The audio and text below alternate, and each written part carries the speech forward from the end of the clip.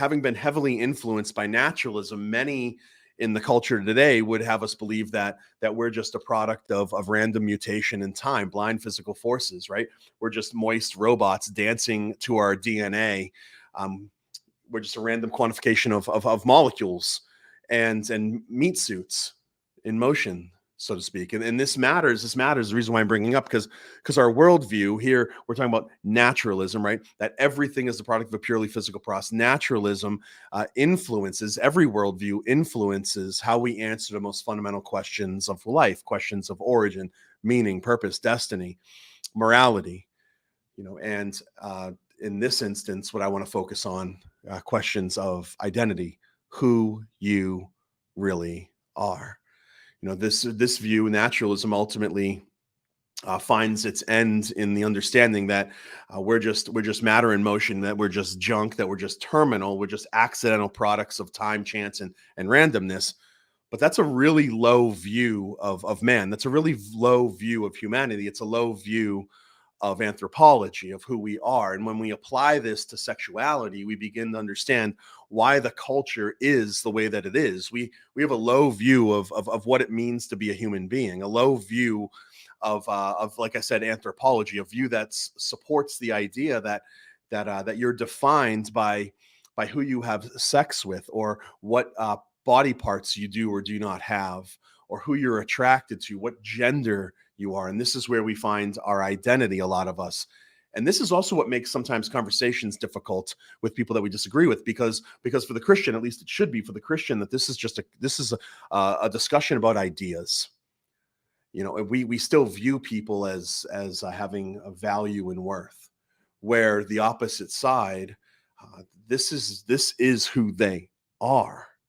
This is their identity. They are gay. They are trans, and this is the predominant view, and that's why people use labels to describe themselves. I'm a gay Christian. Even I identify as trans, etc., etc. And instead of condemning our LGBTQ plus neighbors to hell, I think that what we should be doing is we should offer a better view of humanity, a higher anthropology, a biblical anthropology. The Bible tells us that for we are his workmanship, created in Christ Jesus for good works. That's Ephesians, right? Sex and gender are a part of God's perfect creation and are intrinsically good. God saw all that he made, and it was very good.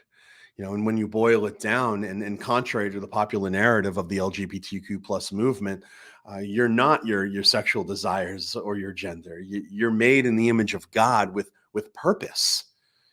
God makes no mistakes. And for example, males and females, they're the biological and physiological counterparts to each other. They work together. And this is how we've been designed. Denying this is to contradict that design that we see every single day in nature and all around us. It's interesting. One LGBTQ plus activist asked the question, why should my biological sex have any say in how I live my life morally? I think that this is and I've mentioned this here on To the Point before. This is a profoundly shallow view of what it means to be a human being. I think we can do better. And then this is evidenced by the rates of drug abuse, alcoholism, depression, and suicides in the LGBTQ plus community. The thing there that they're searching for, mainly meaning and purpose, identity, simply aren't found in where they're looking.